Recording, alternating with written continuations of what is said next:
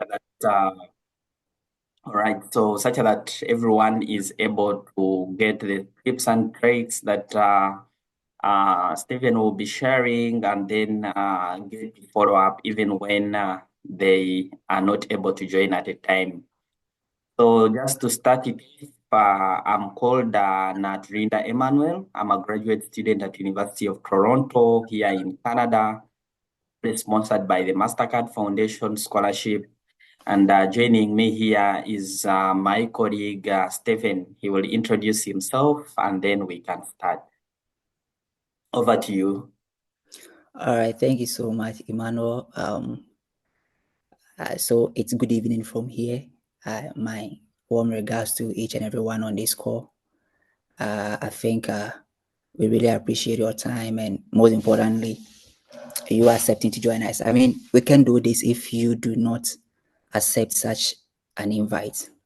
Once again, my name is Stephen Abuakwah, Mastercard Foundation Scholars Program here at Edinburgh on the Entrepreneurship and Innovation Program. So yes, basically that is who I am. Yes, Ima. All right. Thank you so much, Stephen, for agreeing to join us today. I know there must be a lot of things you could be attending to, but you decided to just give back to the journey that you have been through, and I appreciate that. So today, Stephen is going to be sharing his lived experience from scholarship application to admission to how he got into the prestigious University of Edinburgh and how he got into his program. And most importantly, how he got the fully funded scholarship by the Mastercard Foundation. If you join this call waiting to hear having some of those questions, you are in the right place. And sometimes you'll hear YouTubers, influencers talking about scholarships, admissions in the universities they have never been to. But today you are going to hear from someone who has gone through the journey, who is going to share their experience, who is currently a scholar at that university, which probably for me, I feel like is more impactful than when you just tap on a random YouTube video and someone is telling you that this is how you can get through University of Edinburgh and they have never been there. So to start it off, Stephen, could you walk us through your journey right from preparing the materials, what motivated you to apply to University of Edinburgh, what steps did you take, and how did you get there? All right, thank you so much. Let's dive into it. I think it might be the first time to share such an experience. One, it's a couple of grace and circumstances. So in brief, that is what my experience is. But I think journey started in 2021. We all know this particular time when you are just about graduating from your undergraduate.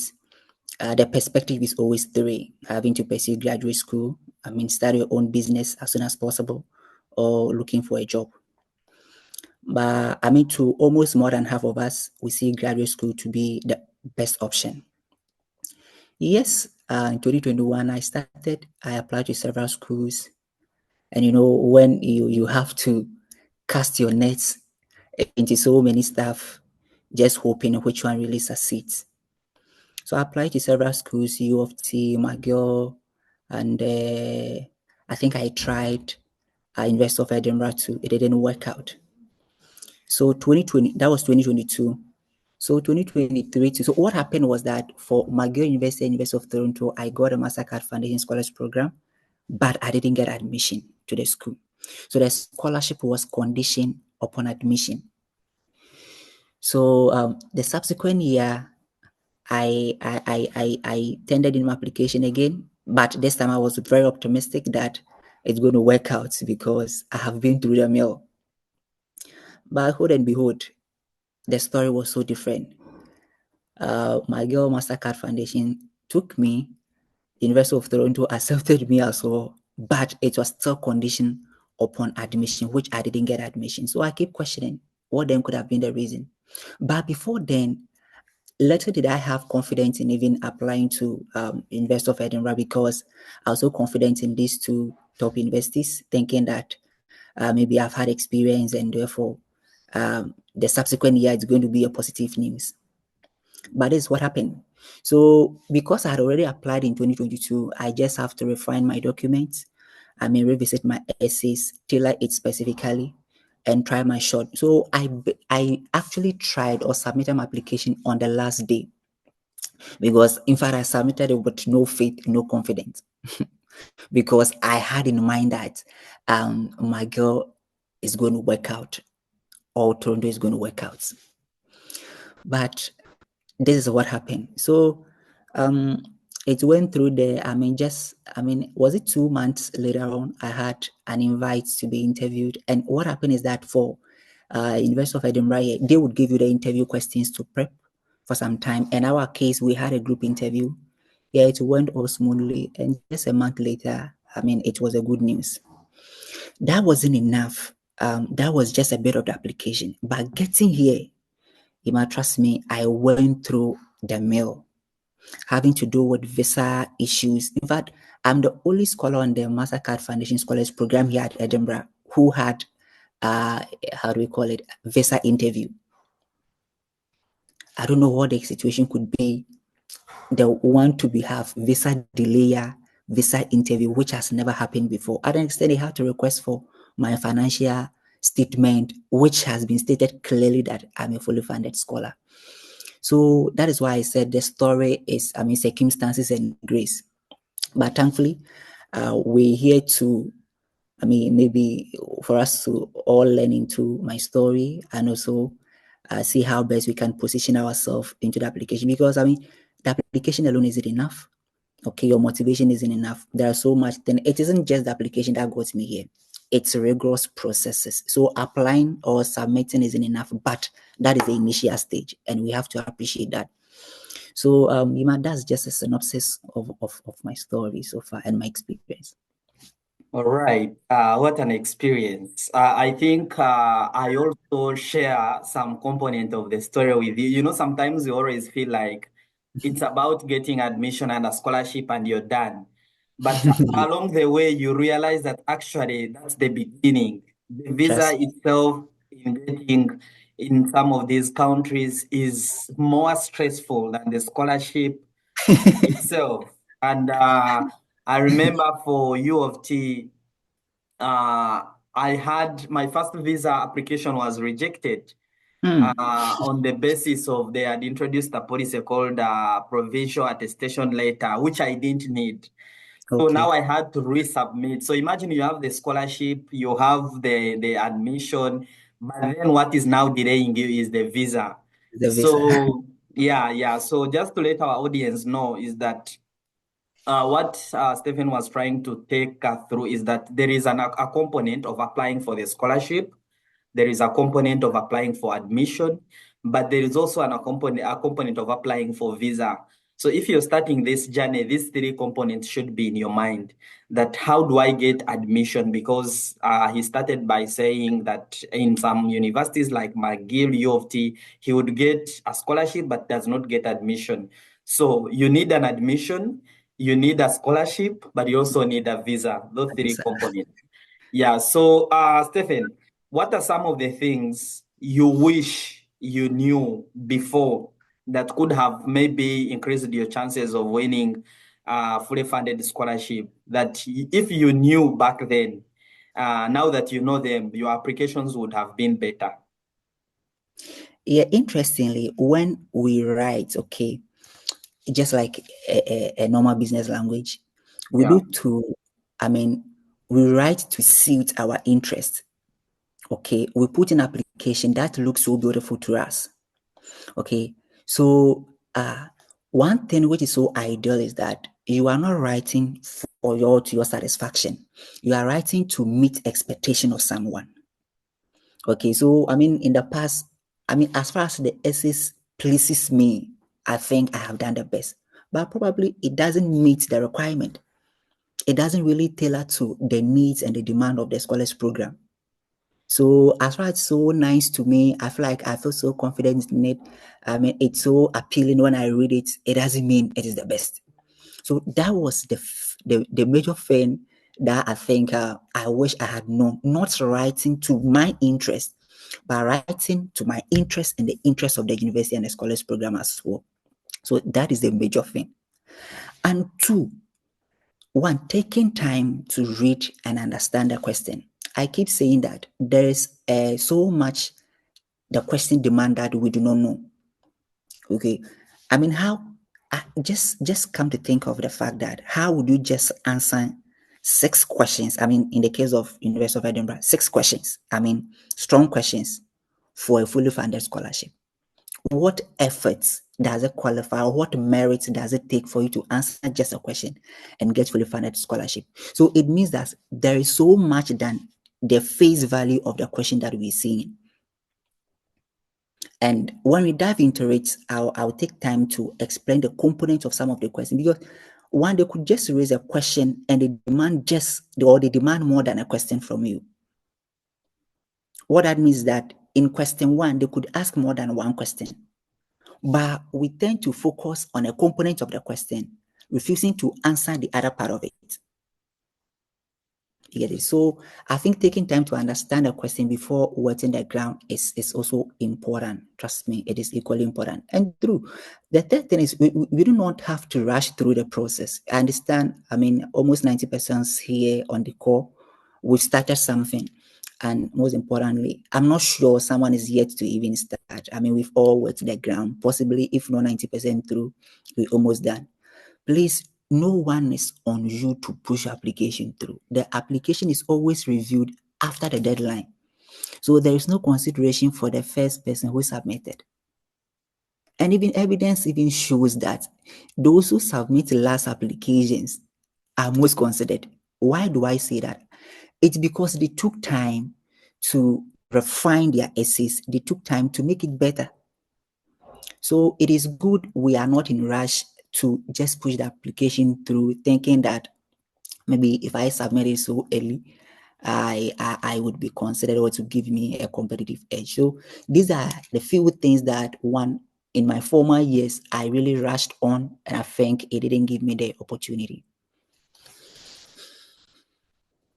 Yeah, so that's well said, Stephen. So if you are to say, for someone who does not know about the Mastercard Foundation Scholarship, what do you think are some of those components that can enable someone to apply for this scholarship to meet the eligibility criteria? What do you think the Mastercard Foundation Scholars Program at University of Edinburgh looks for in its applicants? Very interesting. You see, yes, Mastercard Foundation is a global brand which has partnered universities they are working with, okay, across Africa and even Europe and America. But the interesting thing is that as far as even with the education or the scholars program, which is on education, each of these partner universities have their unique, their uniqueness or their expectations. Okay. Now to talk about University of Edinburgh, the focus is so much on sustainability and climate change. You really need not to be in the face or the limelight of sustainability or climate change. But even if you support this agenda, then you are a good candidate for it. You don't have to be, a strong advocate or a champion in the face of sustainability and climate change. But if someone even who supports sustainability and climate change, then I think you are a very geek for it. So that is the major differential factor here, because when you go to, other universities, they have, like the case of U of T, they are so much tailored into the health program. So, but climate change and sustainability is the pillar here at the University of Edinburgh. But beyond that one, all other factors, it cut across all partner universities. And so that is what I would say is a differential factor in the case of University of Edinburgh. All right. That is well said. And yeah, so when you go through, just to let our audience know, is that when you want to apply, not every university may be focusing on the programs that you want to pursue. If you want to do health, maybe U of T could be the best university for you. If you want to do sustainability and global change, University of Edinburgh. So go through the website and see what theme, I always call them theme. What theme does this partner focus on? Do they focus on education technology like Arizona State University? Do they focus on let's say food science and food security like McGill? That is going to help you tailor your application in a way that is going to address a theme they are focusing on. So let's talk about the interview stage. You have submitted and then you have been admitted for interviews. How was it? I mean, this is a stage that one it it makes it so challenging. It's not as if just after submission you are considered. You still have to come and justify. And one interesting thing about application is that there is nothing like due diligence. What do I mean by due diligence? No one would come to your home to check whether what you said is right or wrong. So that is the only opportunity for them to say that no, what this person was saying, what Esther Lucy Adike was saying is true or false. That is also the opportunity to see that the qualities they want, do you really meet that qualities they're expecting from you? So there is so much demand in the interview, even than the mere application. Why do I say this? I mean, it happens because, I mean, yes, a chunk of them would be, rejected during the initial screening, but the very potential ones will be invited to the interview. My experience during the interview, it was brief. Just as I said, the questions were sent to you. You have to just prep it.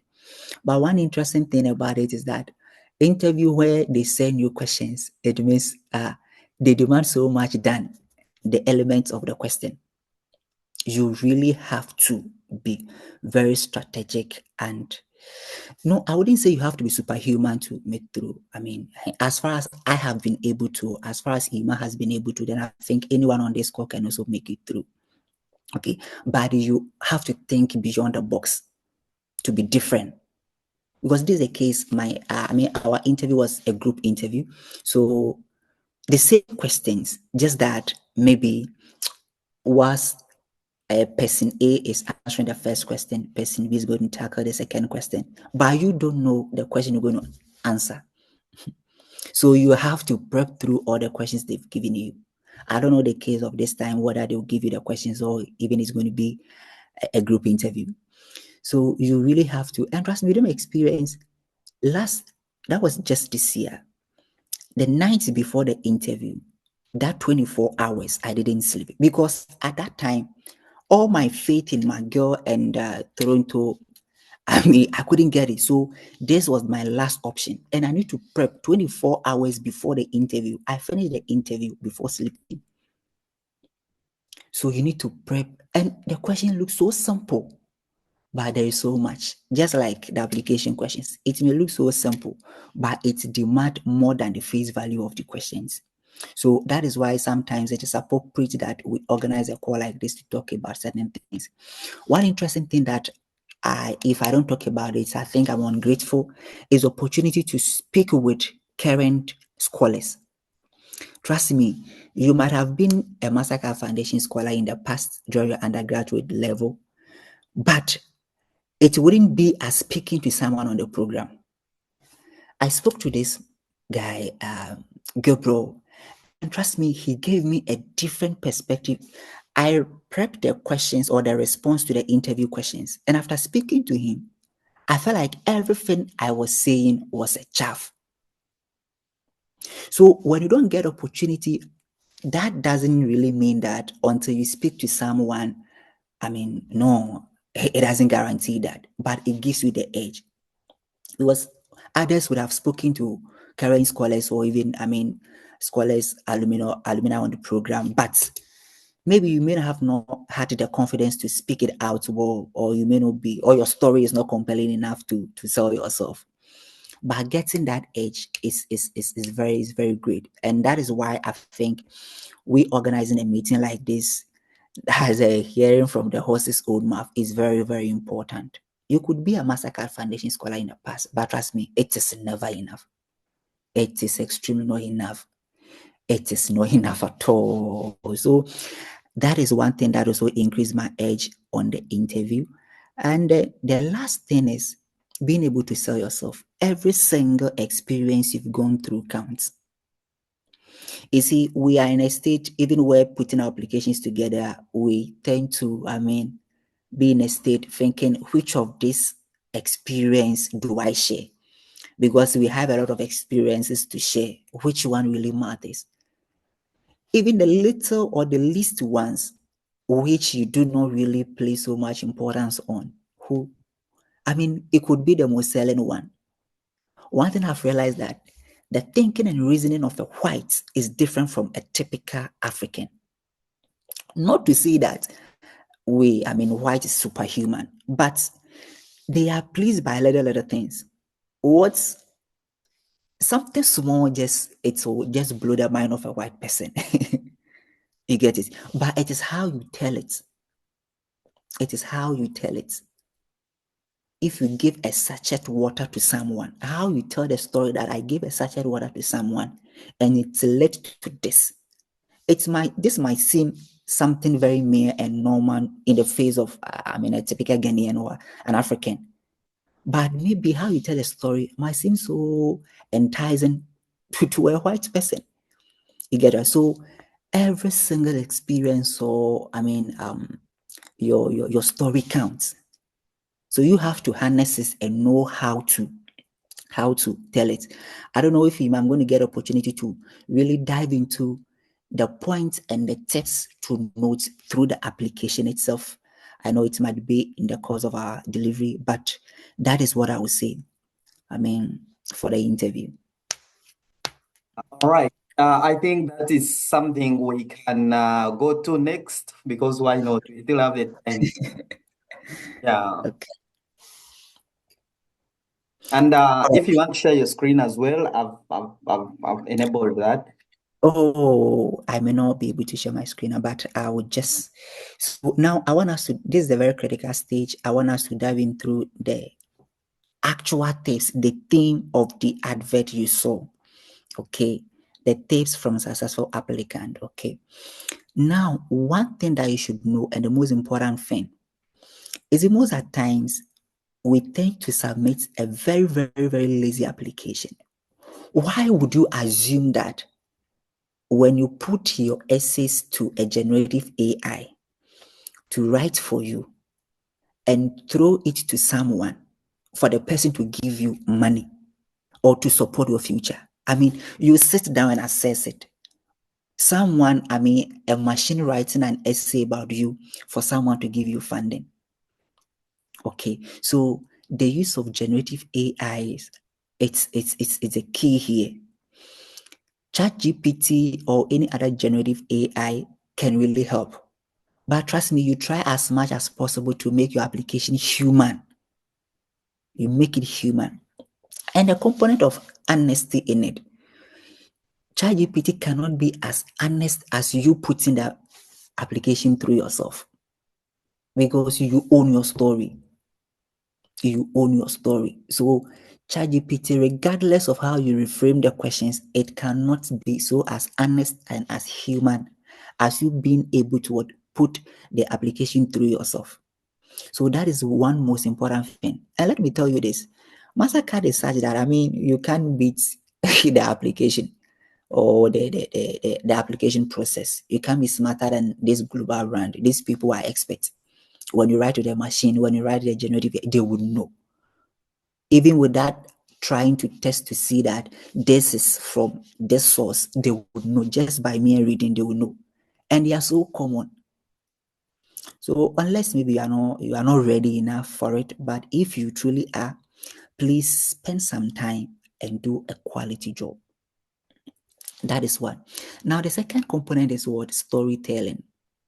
We have just like almost 41 here, and I believe that there are a chunk of people who are applying to the program but not on this call. This year the program took 46 scholars, and I would say that the difference here is your story. Because one, the tips here, we are not giving it to just one person to make the person so much competitive and to stand at an advantage point. But we're telling everyone this meeting, when we're done, is going to be shared across. So we are all going to be giving the same exact tips. We are all answering the same question, the same strategies to write, the same thing. So what makes the difference? What makes the difference is your story. Okay, is your story. Some stories, it demands support. Some stories, when you hear them, you feel like, no.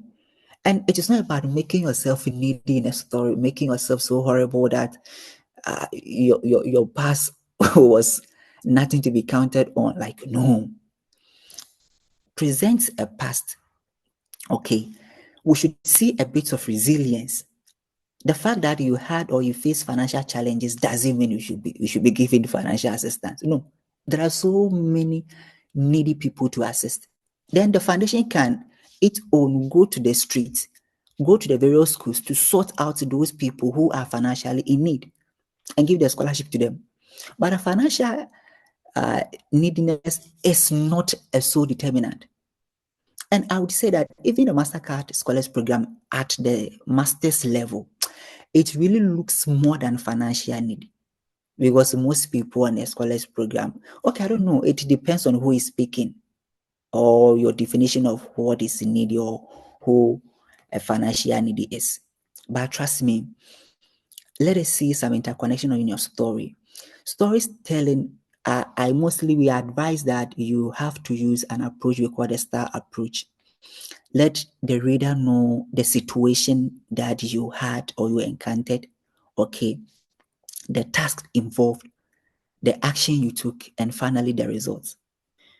Because when you don't connect these things and you say like you were this, you were that, you were this, you were that, and so what? You get it? So always ask yourself, and so what? You did this, you did that, you faced this financial, you weren't able to buy this, you stayed home for these years, and so what? So you'll be able to communicate well when you let us know after presenting the situation, which we are very good at it. When you also let the person know after the situation, that was the choice you made. This was the action that you took. And this was the results. And how do you even present results?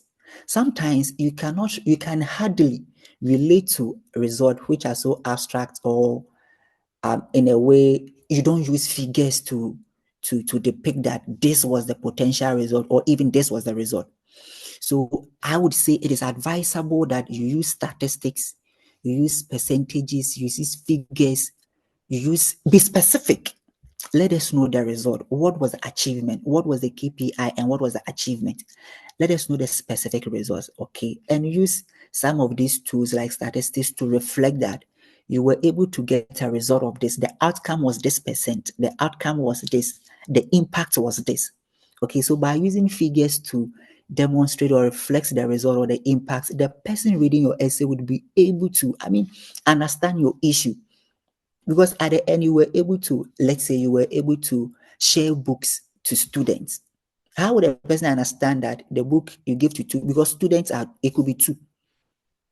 But when able to say you were able to, distribute book to 101 students, and how did the book help them? Then you are telling a story, which has a future. So we do not really have to, just pick it and dump it as it is. There should be some kind of coherency in it. Now, essay writing is like connecting the dots. Why do I say connecting the dots? You have an experience here, there's an impact here, or there's an outcome here, there is something here. You have to just connect these things.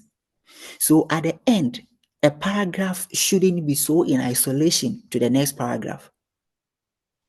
We should see a connection between the first paragraph, the second paragraph, and the third paragraph, and even the last paragraph. Don't leave a paragraph in isolation. So no, the first paragraph should wet the ground. It could start with a story. It could start with something that is, the reader should be curious to read more.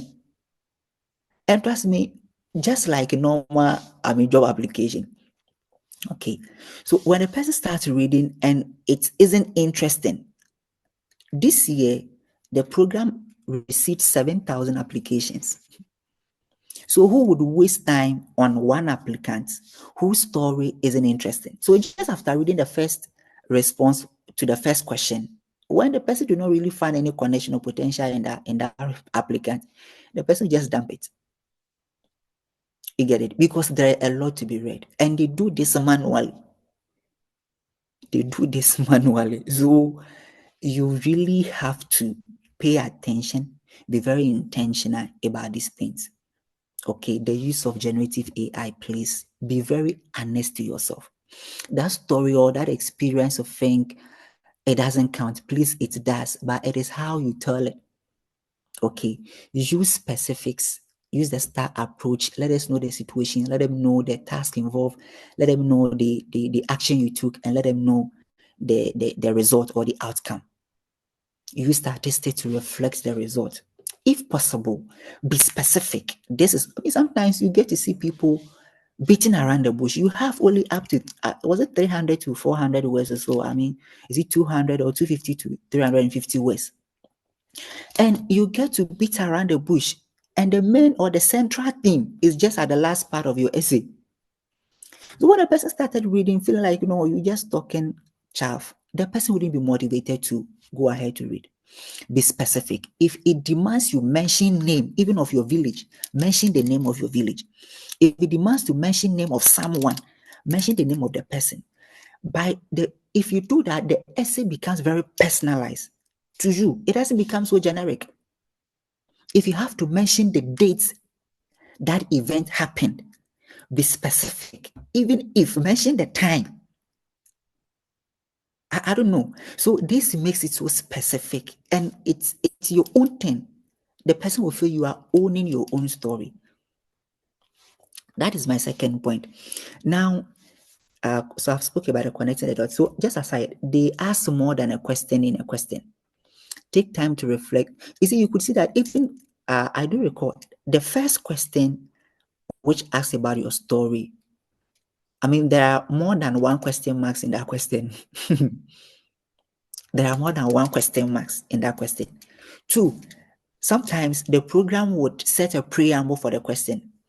The Mastercard Foundation Scholars Program at the University of Edinburgh is looking forward to blah, blah, blah, blah, A, B, C, D, and D. What or why do you think you meet this?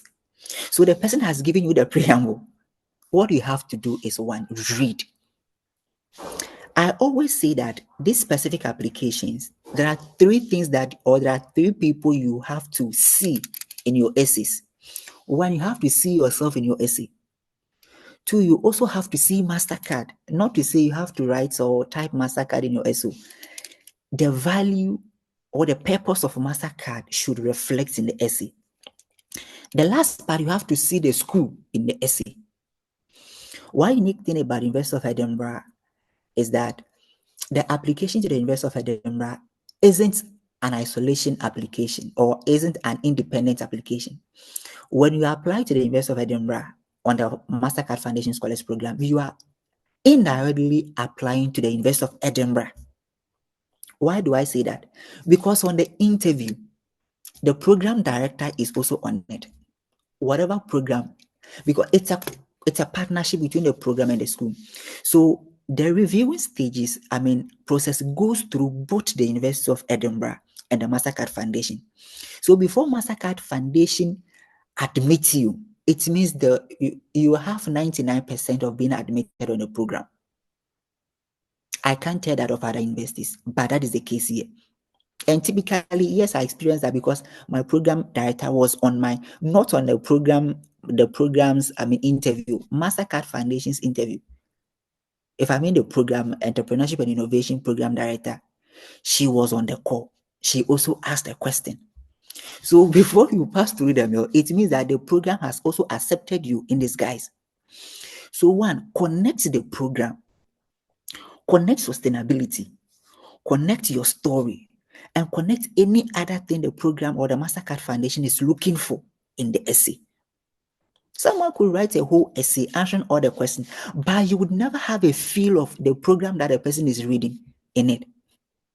You have to connect this. It should run, I mean, at the end, from answering question 1 to the last question, there should be some kind of coherency. Let a person feel like you are talking about some particular thing throughout the essay.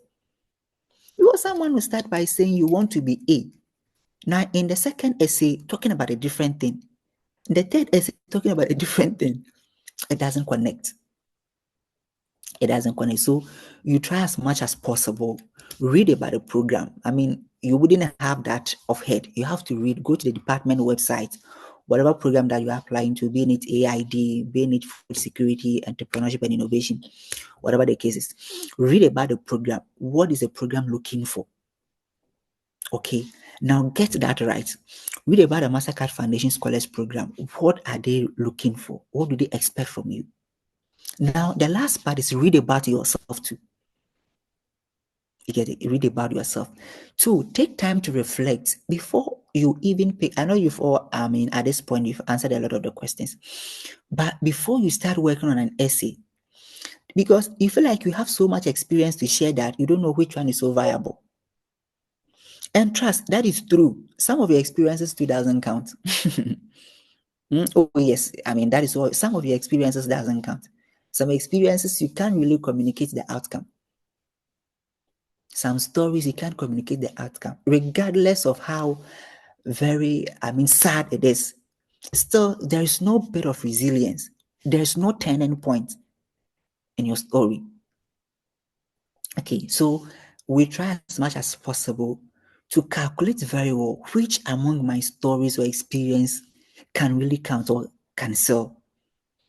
So that is another thing that I would want to re-emphasize on, and just be specific, be true to yourself. It's, trust me, each and every year it gets so competitive, not to put you in that shape, but to also tighten your belts, for it to be at the back of your mind that you are not competing among your community, neither you're competing among your country. This is African wide. So you need to spend so much time to do quality work.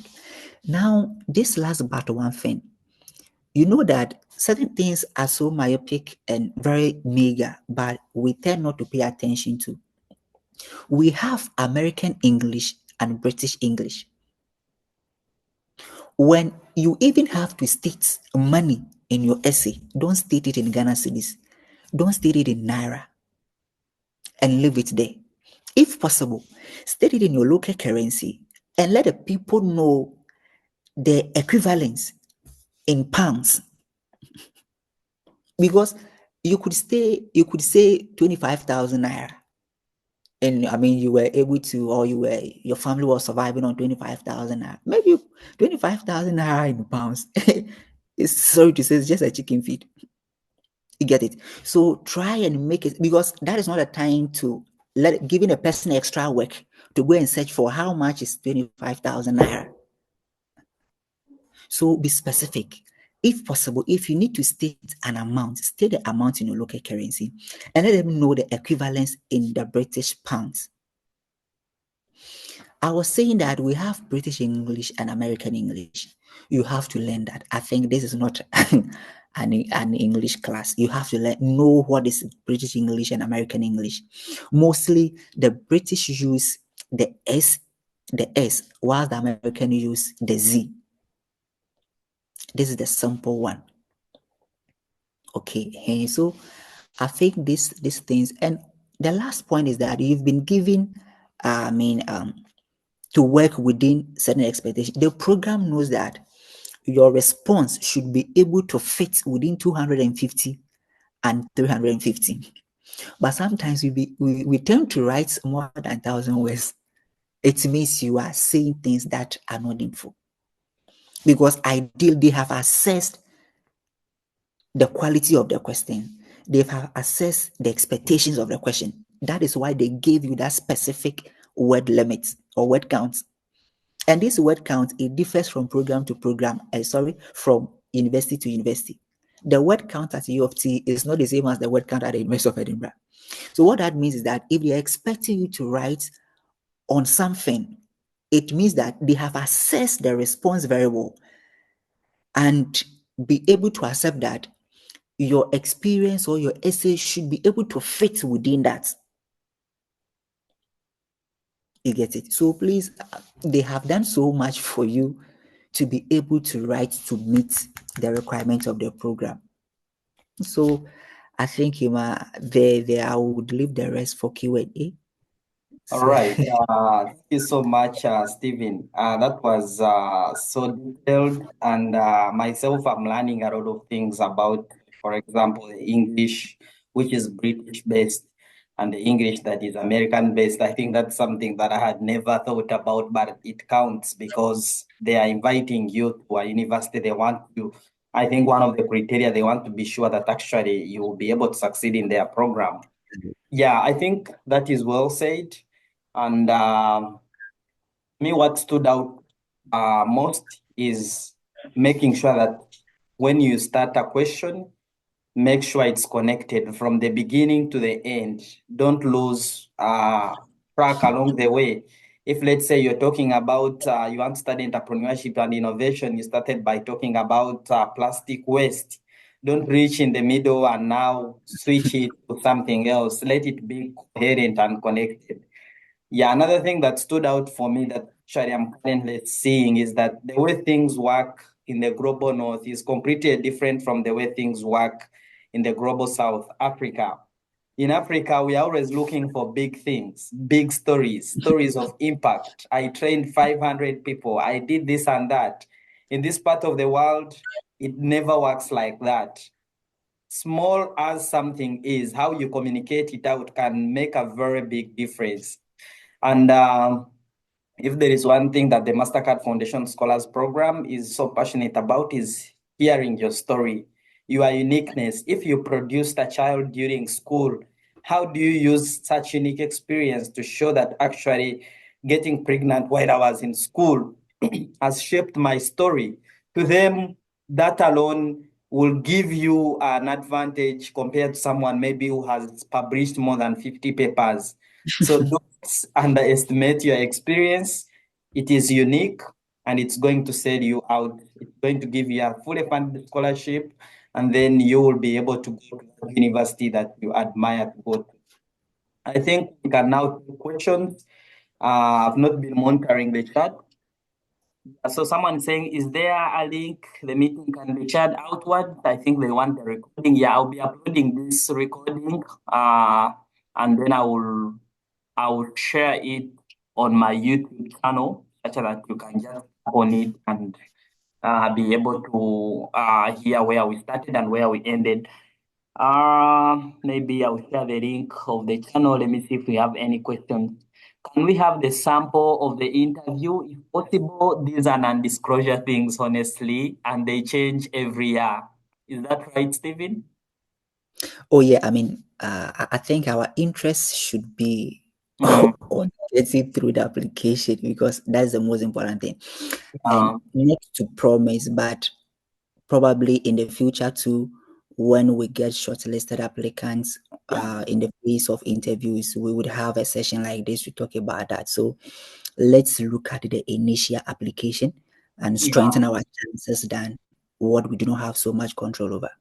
Yeah, that's right. That's right. I think for now, someone should be able to focus on submitting a high quality application. Any other question? I don't know. Let me see if someone is raising up their hand. Do we have questions in the room? Feel free to raise up your hand, and Stephen will answer your question. Let's start with Lucy Adeke. Feel free to unmute and ask your question. Lucy. Yes, I'm right here. All right. Thank you, Emma and Stephen, for this amazing session. Actually, it so happens that Stephen is already a scholar on the course that I want to pursue there. Amazing. Yeah, it's really amazing. So I have worked on my essay bit, and then right now as you speak, I actually opened it and I'm realizing a few loopholes on my answers. So especially on there's a part for climate. There's a question on climate. when we for this application, and it asks about have you recognized anything, any climate issue around your community, and what would you do about it? Yeah, and previously I could just give you a little bit about my background. I deal with people with disabilities. After campus, I co-founded a small venture, so I deal with people with disabilities and all that. But it's not too much into climate change. The only thing about sustainability that I do is I convert the offcuts, the fabric offcuts, into making shoes, and I also use plant leather instead of the animal leather. And plant leather is a bit it can decompose. It's environmentally friendly. So when I read that question, I kind of have a challenge of bringing how to connect. You understand? How to connect what I have been doing into into to fit into the climate change arena. So I'm wondering, is it okay for me to look at something else around my climate action around my community and write about it? But now you have again warned us not to disconnect from the beginning. So I have that dilemma. I don't know if you got where I'm coming from. Yeah, I get you right. You see, climate change and sustainability, they are similar but not the same. Why do I say so? Everyone on this call, one way or the other, if not have interacted with climate change, the person has interacted with sustainability. When we talk about sustainability, it's not just about carbon footprint. It is not just about recycling. Sustainability, we have almost 17 or so sustainability goals. You get me right? But we tend to limit our thinking just to climate change. And they always say climate change and sustainability. So everyone on this call, one way or the other, have interacted with these two things. Yes, I may not be able to give a very tailored response to your question because I do not really know the storyline. Okay. Yes, I do not really know the storyline. But I think you have a point. Try as much as possible to refurbish it. Okay. Don't limit the thinking to. That is why in my initial submission, I said you do not really have to stand in the face of supporting climate change issues. You could also be someone who support, or you could be someone who is just supporting climate change issues or sustainability issues, but not maybe have taken a very huge stance on that. I don't know if you get my arguments right, but I may not be able to really fish out where the loophole is. But hold and behold, the master judge is always Mastercard Foundation. I could give all my inputs. I could give all the tips. You get it? Not to say if you don't go through the mill, not to say because you are not the best fit, but probably because there were other top candidates too.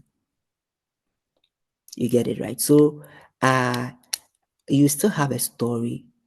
Try as much as possible to make it fit. To me, it sounds great to me. Okay, but I'm not too much compelled to give you a very concrete response on that. I'm not a reviewer. You get it?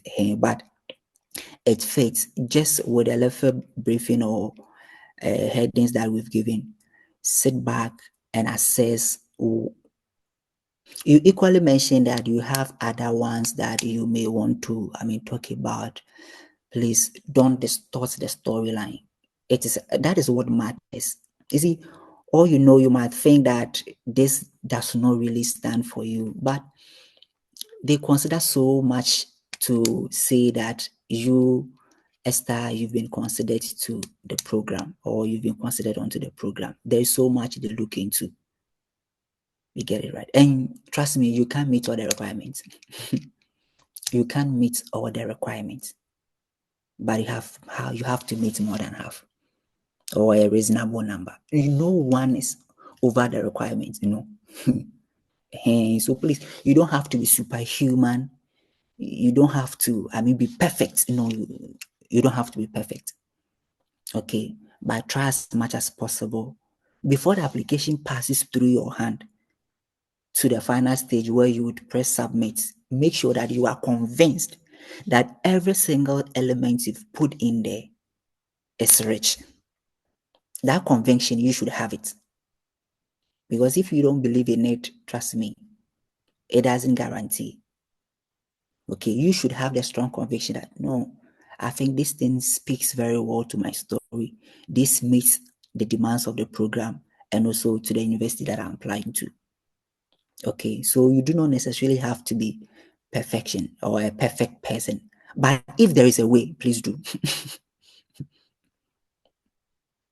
I think that is what I would say, Esther.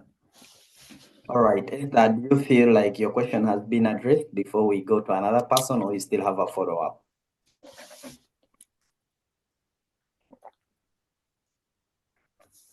Esther, do we still have you on the call? I just want to know that you're satisfied with the feedback and you don't have, yes, she said it's okay. I'm impressed by your clarity, Stephen, and you go straight to the point. Yeah, so let's take another question from Samuel Dako. Please feel free to unmute and ask your question. Samuel Dako, let me see. Someone says they can't unmute. Let me see if it could be that I have to mute you. Okay. Yeah. Hello? Yes, Samuel. Yeah, good evening from Accra, Ghana, and thanks for the wonderful presentation. So my question is similar to that of Esther. Okay, so I plan on applying for the Environment and Development Program, but my background in terms of work experience and work experience practically doesn't really have any. I don't have any experience in environment per se, but in terms of development, yes, I have quite substantial experience in that. So I wanted to find out if it's possible to win the scholarship if what you intend to study in the University of Edinburgh is different from what you're actually practicing now. So in your stories, your leadership experiences are not really related to what you intend on applying. So for instance, in my story, I have substantial experience in resettlement planning and monitoring and evaluation, and I want to study environment and development. You can see that, I don't have any experience in environment and development, especially in relation to the course I want to study. Is it possible to win the scholarship with this? Thank you. Thank you so much. I wish I could be the judge, but it's unfortunate. Samuel, let me tell you this. You started by saying you plan to apply to the Environment Development Program. What went into that planning means that you qualify for the program, because no one forced you to choose that program. There are multiple programs there, but you chose this specific program. So the question is, on what basis did you choose the program? You have to answer that question first, because you chose the program because you felt you qualify for it. You wouldn't choose a program that it is so awkward to you. Okay, so that first decision, to me, I felt that you were best fit for the program. Now, secondly, it is also about how would the program help you. Okay, how would the program help you? So when you someone, you can be a medical doctor and go back to the medical school. Okay, but you have dream of becoming a medical doctor. You let us know why you want to be a medical doctor and why would pursuing human biology help you. That is a storyline. So you need not necessarily have to be a strong advocate. You are pursuing the program because the program will help you do A, B, C, and D. Probably, yes, you've been in the phase of development, but you are yet to explore the environment part of it. And this could be only achievable when this program, or you're able to read a program in environment development. So this is different from a job interview. Job interview demands that until you have A to work on A, you can't be placed on A. Why do I say that? We need someone with a skill in data analysis. You've never interacted with SQL. You've never interacted with Python. You've never interacted even with Excel. So you can't tell the recruiter or HR that you have an interest in Excel, or you are very passionate about Excel. These people can't believe it. But education is a platform to be informed. Education is a platform. So it is a bit different. You meet it because, one, you've interacted with a component of it. That is one. Two, you support environment development or environmental development. And that is how the program would help you to be a strong person in championing, cases in the issue or championing environmental development. I don't know if this is education. You are coming into the program because there is a gap. You are not coming to the program because you are a best person. If you know it already, then I don't think you have to apply. Okay, so you have a strong story point. Do not limit that. You have it. Okay, you are best candidate for it. Tell the story right. Because if not, then what sort of knowledge then do you want from the program? Because you already know everything about the program. So there's a difference between you applying for academic program, what they expect from you. I'm on the entrepreneurship and innovation class, and trust me, we have a medical doctor in our class. She has a cash. She has never interacted, even been in the business ecosystem before. She's a medical doctor, but she supports entrepreneurship. That is why she's there. I don't know if you get my argument right. So that is what I would say, Emmanuel. All right. Let's take a question from Agatha. And then we'll come to Nason Yolande. Agatha, feel free to unmute yourself and ask the question.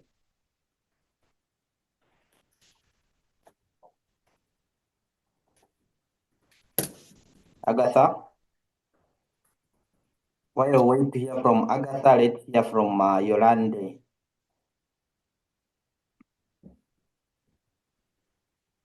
Yolande. Yeah, good afternoon, and thank you very much for the wonderful presentation. I just have a question.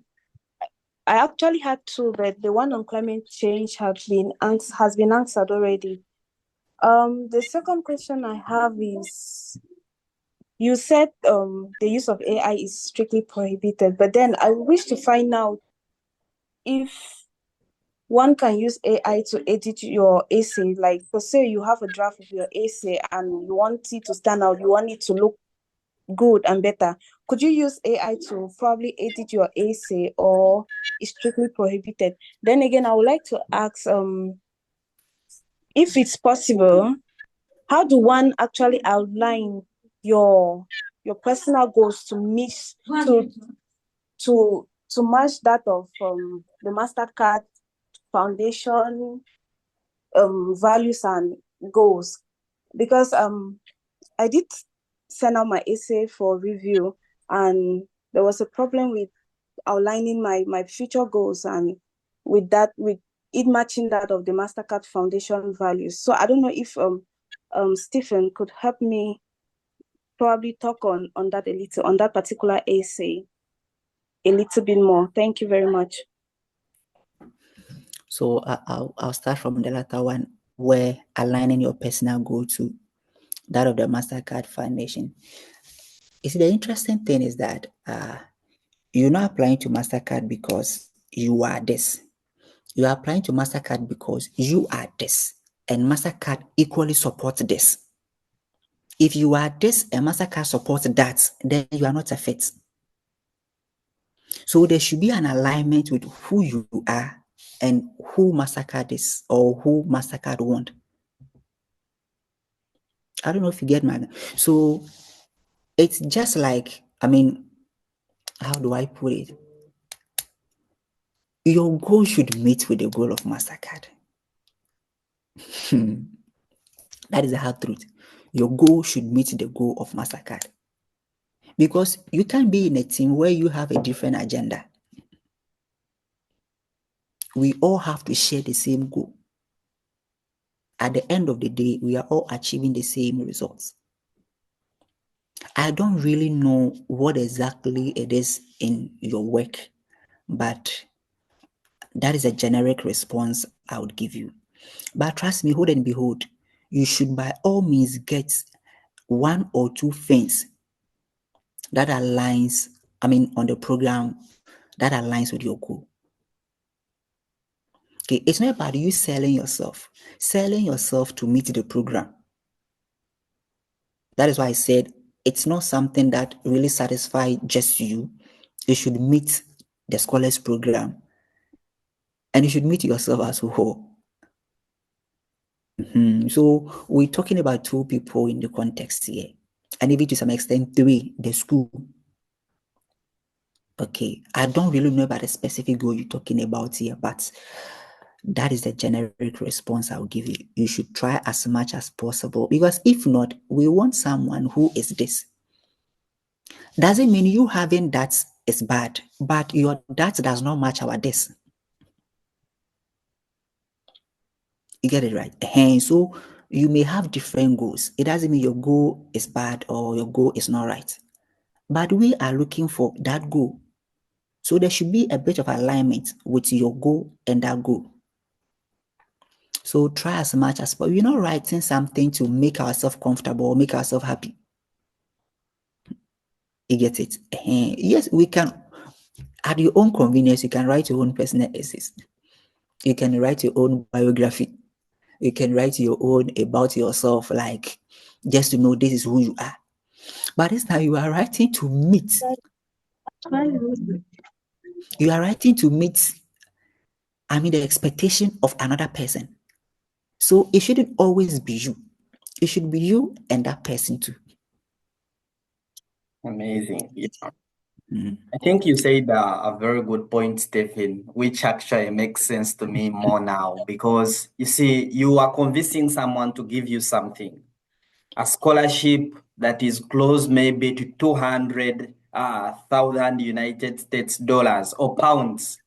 This is quite a lot of money. How do you convince someone to invest in your education with that kind of money? Yeah.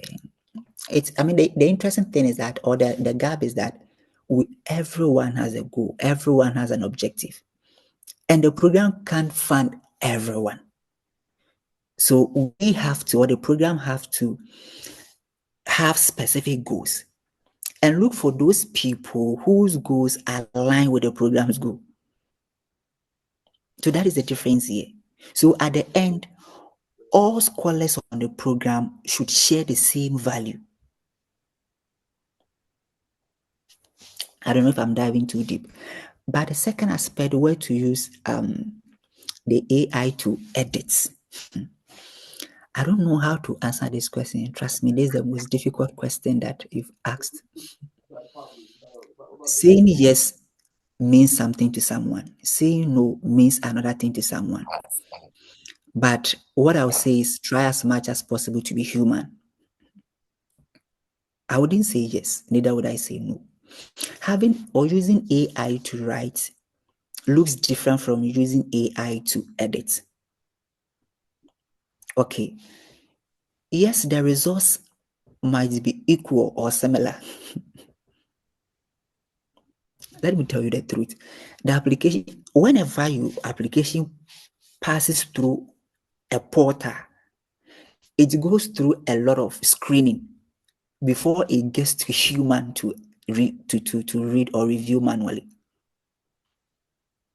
Okay, I think a gentleman sent his application to me to work on and to read.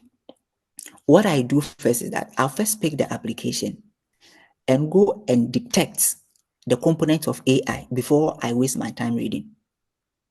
because you can't do a lazy work and expect me to do the hardcore of it.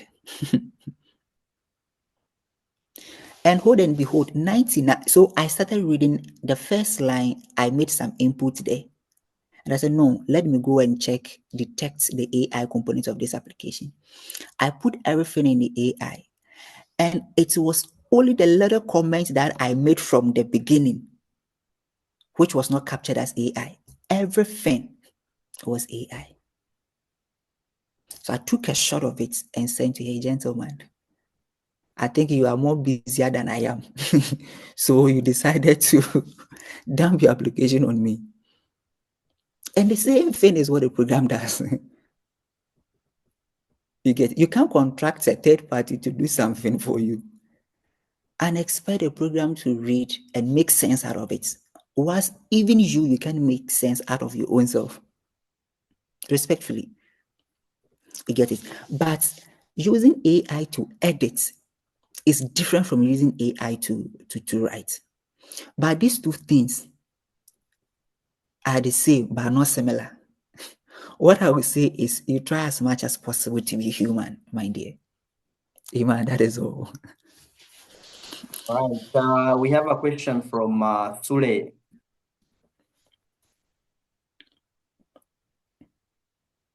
Okay, thank you. Please, am I heard? Yeah. Yes, I can hear you. Okay. Thank you, Iman and Stephen. It has been wonderful listening to you, your advice and your recommendation. My question is, there's a part that they ask us to. This goes to Stephen. There's a part that they ask applicants to put the details of their referee. And after submitting it, they also stated that if your application goes through, they will contact your referee to write the recommendation letter for you. And I don't know if your application goes through, your referee will write the recommendation letter for you to submit it, or the referee will submit it on behalf of you.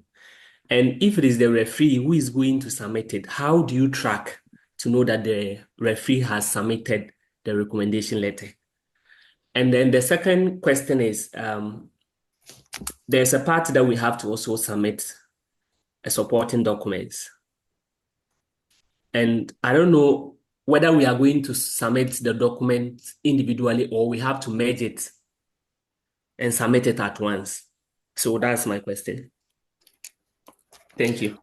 Okay, so about a document submission, I do not really recall, but you always have to test the portal. Okay. Try submit a singular document and see if it will give you the opportunity to resubmit another one or add another one. If not, then try as much as possible to merge all those documents. So first, I'll say test the portal to see which one is favorable. You get my argument, right? Try as much as possible, test the portal to see which one is most appropriate or favorable. Okay, so that is what I would say for that. Now with the recommendation. So what happened in my case is that I even forgot whom I use as a reference. That's so sad. I did forget because I did a lot of applications. And I couldn't really point out whom. So after I had the scholarship, and the initial letter was that the scholarship was, conditioned upon submission of recommendation letter. So they gave me a timeline and I didn't know. So the timeline, it went beyond the deadline. And the program reached out to me that I should contact this person to submit my recommendation letter on my behalf. Now, that time I had already lost the person because he has traveled. So I need to, you see, Mastercard Foundation Scholars Program, the team, they are superhuman. When they confess acceptance on your application, they will do everything humanly possible to see you through. So what happened is that I need to change the referee to another person. So I changed. You wouldn't be given opportunity to submit the recommendation yourself. No. So they will send the email to the person to send it on your behalf. But I'm just sharing my story. So they submitted the email to the second person I used as a referee and gave the person like 3 days. On that third day, the person promised to submit. The person traveled. This second person traveled. So I had to send them another email requesting to send it to another third person.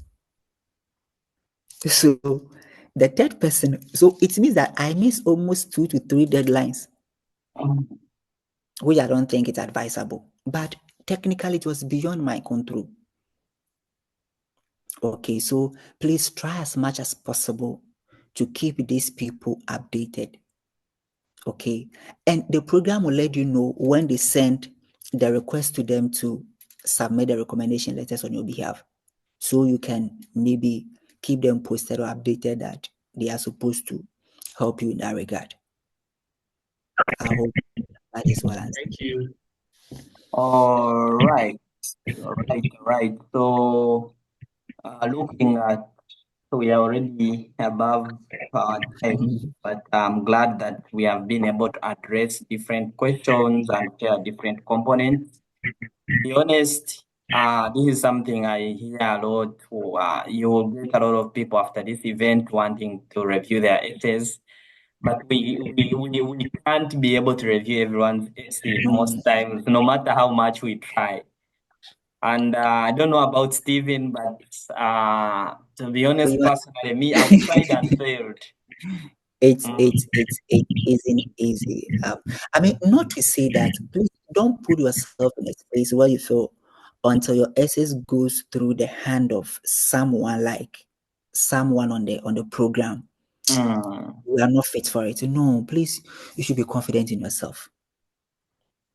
Yeah. If you get that opportunity, that is fine. If you get someone to look through, it doesn't necessarily to be someone on the program.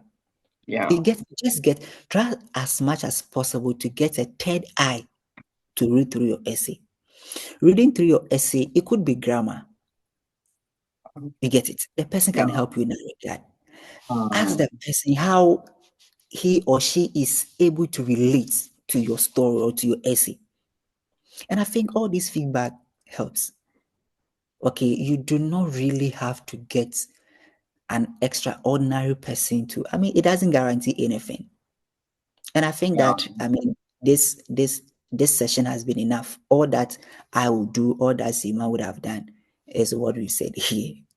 Yeah, that's right. So I think it should be good to go, but try as much as possible to get a third eye to look through, not necessarily making things so right or perfect, but it could be a grammatical error.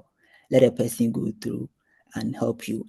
Ask the person how is he or she moved by your story or by your essay, and I mean it will give you a better feedback. And amazing. Yeah. So Stephen, to close it all, what would you like to share as your final thoughts to everyone who is going to embark on this journey for academic year 2025-2026? Oh, thank you so much, Hima. What I would say is that one, it is very competitive, but I'm saying this to encourage you, okay, not to maybe throw you off. It is very competitive. Take some time, believe in yourself, okay. And my brother, I don't know what we all believe in. The component of faith also counts. The component of faith also counts. Whatever virtue, whatever deed that you have your faith in, please trust it well and consult that person.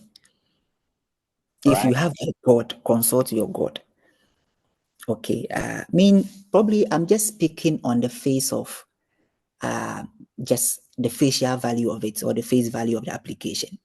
I may not be able to assess what really goes into the screening to say, yes, we are picking Stephen. Yes, we are picking Hajia. We are picking Evelyn. That is why I'm saying that whatever God that you have, consult your God. Yeah. And do your part, because you can't control that part. Do your part. Okay. Don't be so much forced to submit whatever that you think you've done. And so I would say just be confident in yourself, consult your God, and submit. Don't submit a lazy application. Submit something that you are convinced that no, you've tried your best. Yes. So. All right. Thank you so much for making time, Stephen, in your very busy schedule. And I hope that our attendees today were able to learn a lot of things from you. If there is one thing I can leave with anyone who was with us today, is that believe in yourself. And you are going to get rejected on many opportunities. But I think, like Stephen said, this was not the first time he's applying and getting rejected. I don't know how many times I've been rejected for scholarships. And no matter how good you are, you can never be good enough.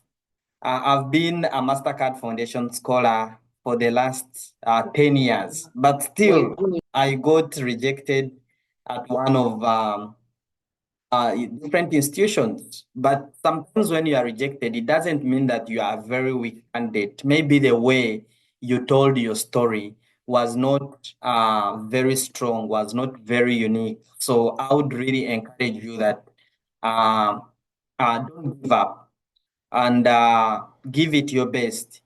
And I would also encourage you that even when you get rejections once, don't let that define you. Don't let that kill your self-esteem.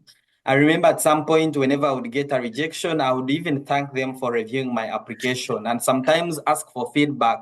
What did not stand out? What did you feel like I said that was not so clear? And gradually you keep refining your application, and one day, who knows, you may be in Scotland like Stephen, or you may be in Toronto right now like me, you may be in McGill, you may be in Arizona State. So I just want to wish you good luck as you embark on this journey. Stephen and I are on LinkedIn. If you really have some follow-up questions, you can ask, Okay. and we'll be happy to respond. What I cannot promise is maybe getting time to review everyone's essay, no matter how much we really want it. Sometimes the capacity is what we don't have given our other comparing commitments. Yeah. Good Imagine afternoon. this Yes. reminds me. There is this friend. He go to Edinburgh, I think in 2021. Yeah. This is what happened. He got a rejection on Monday. So he responded to that email that he thanked them for this and this and this and that. The following day, he got another email that he should come to school. Mastercard here at Edinburgh. Trust me. So that is why I say that it's beyond what we can see. Yeah. And you know the person, but I don't want to mention his name. He got rejection and he responded to that email.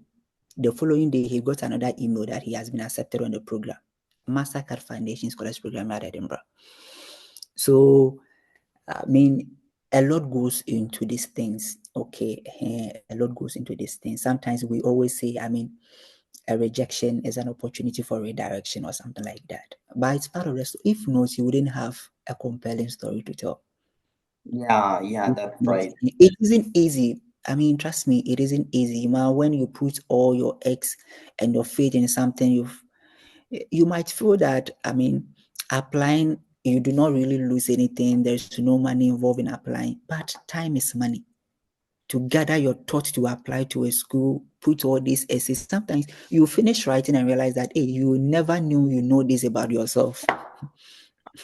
Yeah, that's right. It takes so much time, it takes so much investment. So when it doesn't turn out as expected, we get to lose hope. But neither are we expecting that to happen. It's our prayer that even everyone on this call would be able to make it through. But we can't, or we do not have control over. Okay, but let's all try as much as possible to make our best efforts. And I'm positive that, I mean, this meeting would reward, if not all, some people. Definitely. Yeah, thank you so much, Stephen, and thank you everyone who joined us, depending on where you're logging in from. I want to wish you a great weekend, a happy evening, a happy morning. Here in Toronto, it's just an afternoon. I don't know what time is it in Scotland. Is it around 5, 6? Yeah, it's 5:25 p.m. here. All right, so it's already an evening. Have a good evening, Stephen. Thanks for sharing your insights with everyone who joined today. Okay. Yeah, I'll be Okay. sharing this recording on YouTube. I've posted the link. You can just tap it and maybe share it with anyone who has not been able to make it today. Dave, and you hear from me soon.